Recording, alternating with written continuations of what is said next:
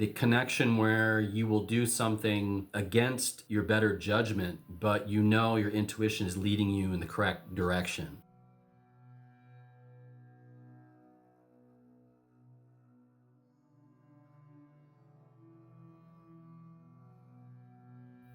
Hello, today I'm going to talk about a few specific pages in the Exegesis of Philip K. Dick. I have another video where I focus on this in a general sense, but this is going to be kind of a deep dive into some specific things. By the title of this video, you're probably wondering what the hell I'm talking about. The Surd, the Tao, and the Tug, and perhaps what this means for our Gnostic journeys. But it's from November 1st, 1980 to November 2nd, 1980. One thing I love about this book is you can kind of jump in at any point and get something from it. There is no real narrative here. It's just a lot of his musings. I have this on my phone, so sometimes I'll just jump back in at a random spot. There's something reassuring about his journey. Sometimes it's good for your sanity to know that someone else has been grappling with these ideas. All right, let's get started. Surd and Tug. So over the course of these 2 days in 1980, he was ruminating on what he calls the surd and the tug made by it. He's not really sure if this is the Gnostic monad breaking through or if it's some subterfuge of the demiurge,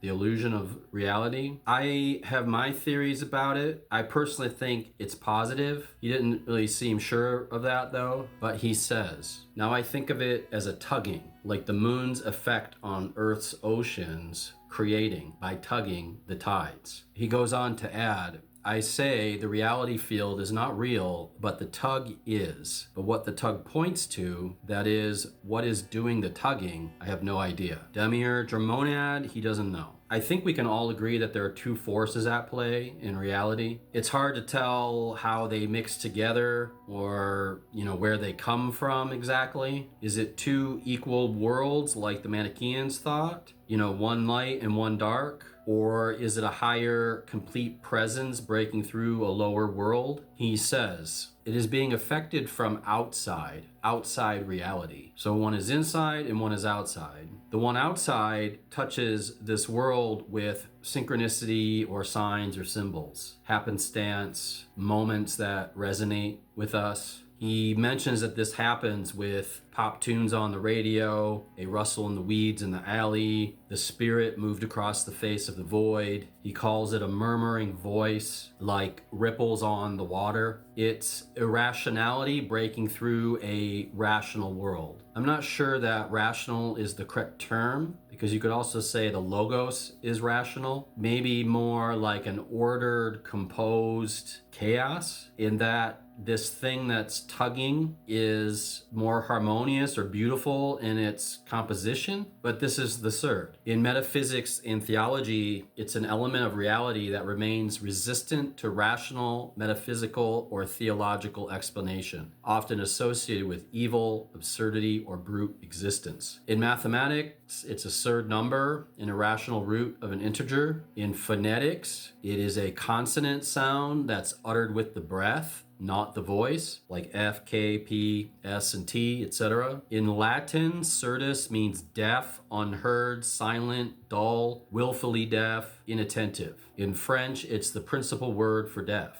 Some related words, susurration is a whispering or a murmur, and absurd, plainly illogical. But it's the irrational element in reality, the part of us that communicates maybe with a higher force. The connection where you will do something against your better judgment, but your intuition is leading you in the correct direction. But it doesn't really fit harmoniously in what we call reality, the rules of reality. In idealist philosophy, a surd may mean a stubborn fact that cannot be deduced from pure reason. In existential theology, Kierkegaard or Paul Tillich said that the surd can refer to the irrational gap between human understanding and divine reality. When all the metaphysical and theological systems have come and gone, there remains this inexplicable surd, a flurry of breath in the weeds in the back alley, a hint of motion and of color. And I think that's what it is. It's a hint, it's a clue, clue, it's a prodding, subtle, kind of coaxing, almost seductive.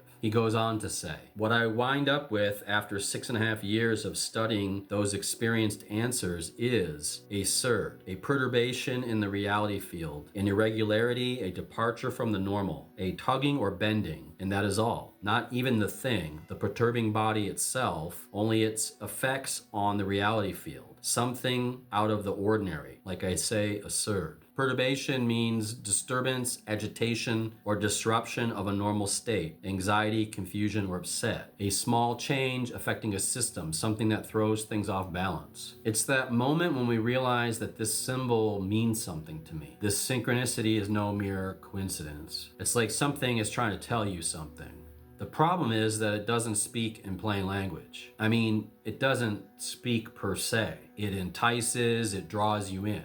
It almost whispers sweetness like a lover or something. Anamnesis Factor. So he connects this with Platonic anamnesis, the recovery of our eternal memory. I have an anamnesis video if you want to check that out. But he talks about this almost as an escape hatch. Yes, anamnesis is recognizing them as such, which permits you to break their hold, programming over you by, on your part, an act of your will, doing something new, introducing one single new change, destroys their ossified nature and starts up real time. It causes a time perturbation as if time were running backward. This may be due to one forcing the prior thought formations back into the past where they properly belong. It would seem to you then as if the future had broken in, moving retrograde in time. This future breaking in is real time. So anamnesis is the surd, the ripple across the water. The future is time complete. It is the all. It's when this thing we call the universe completes its redemptive cycle. It comes back together like a building or an object that's been exploded on film and then played in reverse. I'm sure you've seen this image of a bullet through an apple. It's kind of like that, but then you do it in reverse and the apple comes back together. The monad outlives the demiurge because the demiurge is the rationality of existence. It's chained to time and space. And since the demiurge has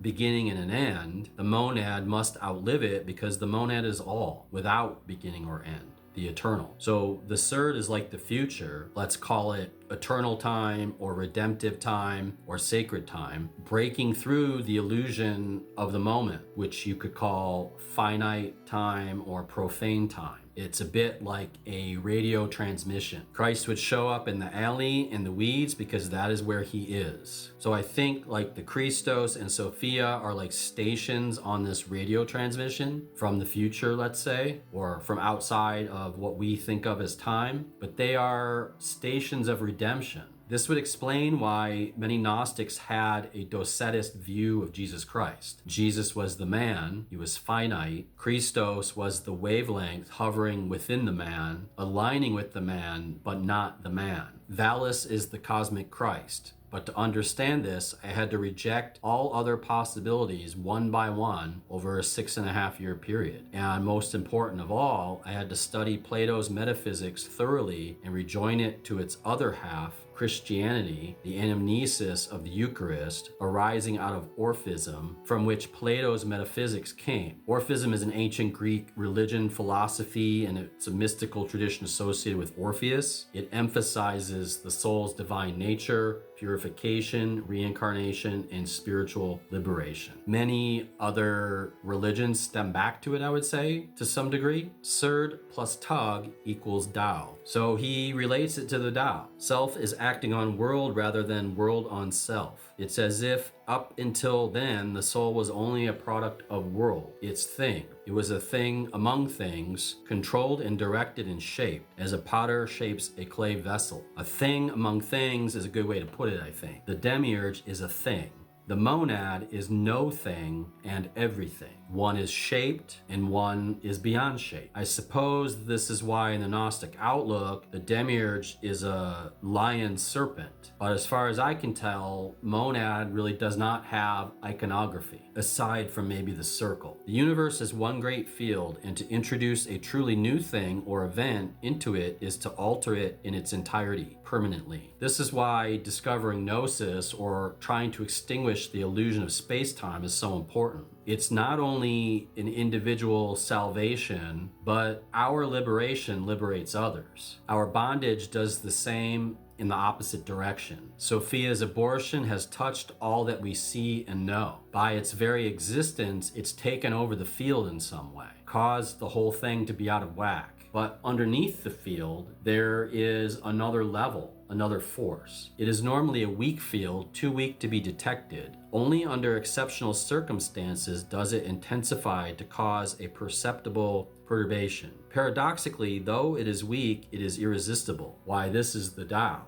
This is how the Tao works, weak and everywhere, ubik. In Lao Tzu's Tao Te Ching, there's the concept of superior goodness. The highest good is like water. Water benefits all things and does not compete. In verse 78, it dives into it more. Nothing in the world is softer and weaker than water, yet to attack the hard and strong, nothing surpasses it. Nothing can take its place. The weak overcomes the strong. The soft overcomes the hard. You could see the demiurge as the strong because it has so much influence on us, and you could see the surd as the softness trying to find its way through that, like water. It is weak and yet it cannot be resisted. This is the Tao. It works through what is small. I am small. It worked through on me to affect modern history, Wu Wei. It's the way, the flow, the Tao. If you don't know, Wu Wei means not acting, non-doing, actionlessness, inaction, effortless action. So the sage acts by doing nothing, teaches without speaking, attends all things without making claim on them, works for them without making them dependent, demands no honor for his deed. And this tug is the effortless action.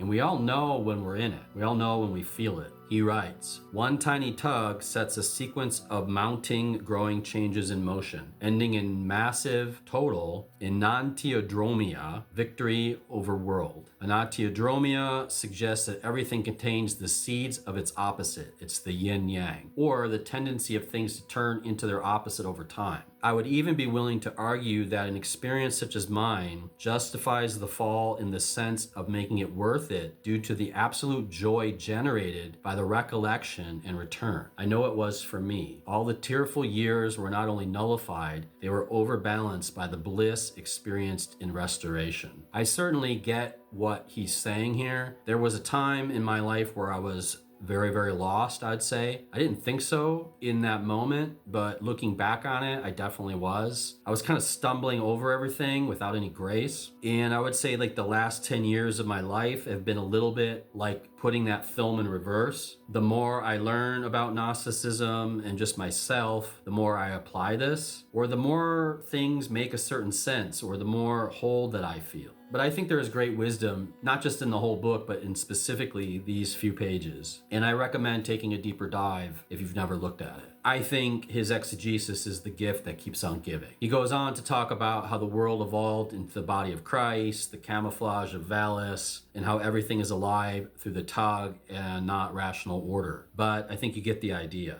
So here's the question. What do you think? Is the tug good or evil? Monad or function of the demiurge to lead us astray? If you have any thoughts, you can post them below, but that's all I got for this one. Take care. Have a good day.